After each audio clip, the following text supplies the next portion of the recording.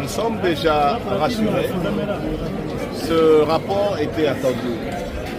Après un ensemble d'irrégularités que la CENI a commises, il était important qu'une structure extérieure, neutre, puisse nous fixer.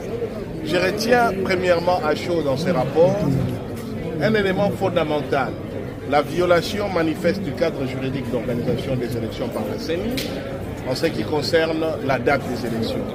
Si le législateur a prévu que les élections se déroulent en une seule journée, quitte à déclarer férié cette journée, c'est pour éviter justement des prolongations intempestives qui facilitent la fraude et empêchent le contrôle citoyen et les autres mécanismes de contrôle.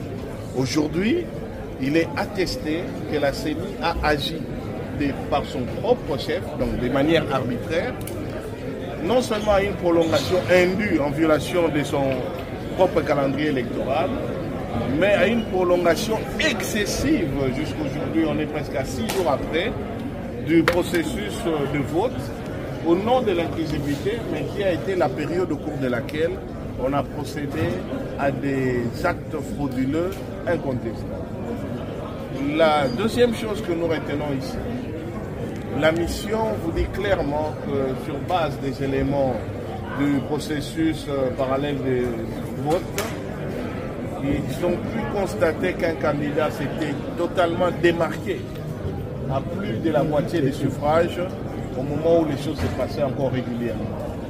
Évidemment, il n'appartient pas à la mission de vous dire de quel candidat il s'agit, mais un peu de jugeote nous démontre que les tendances ont commencé à être renversées par un camp de la fraude. Et le camp de la fraude est connu. Toutes les machines à voter n'ont été retrouvées que dans les camps du président Tshisekedi. Ça, on ne peut pas les dire. Et les machines à voter étaient de la propriété exclusive de la CENI. Donc si ces machines ont été retrouvées dans les camps Tshisekedi, c'est avec la complicité de la CENI. Ça, on ne peut pas non plus le nier.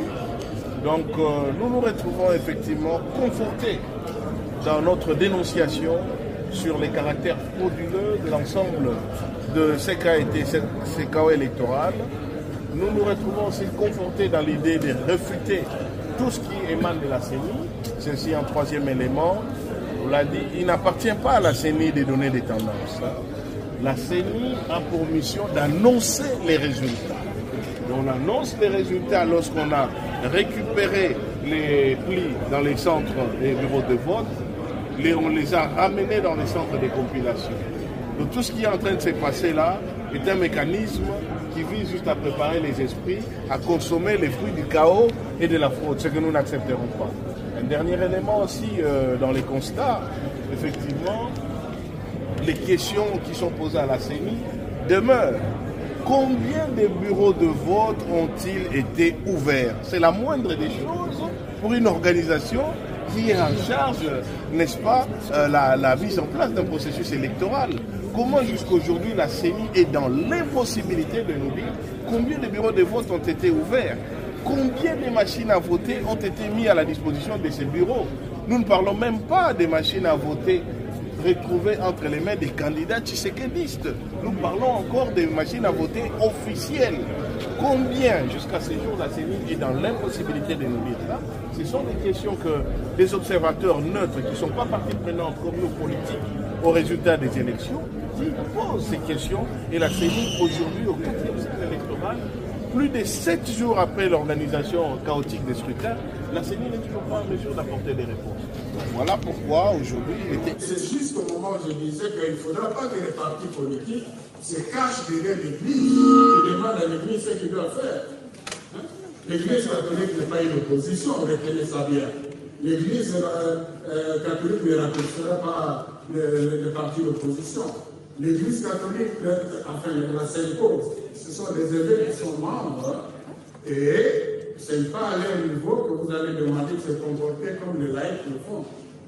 Ils respectent les laïcs dans leur position, ils me disent qu'il faut laïcs ce qu'ils doivent faire et ils comprennent que, comme citoyens, ils ont aussi un mot à dire dans la scène. Donc je crois que ça fait une idée là.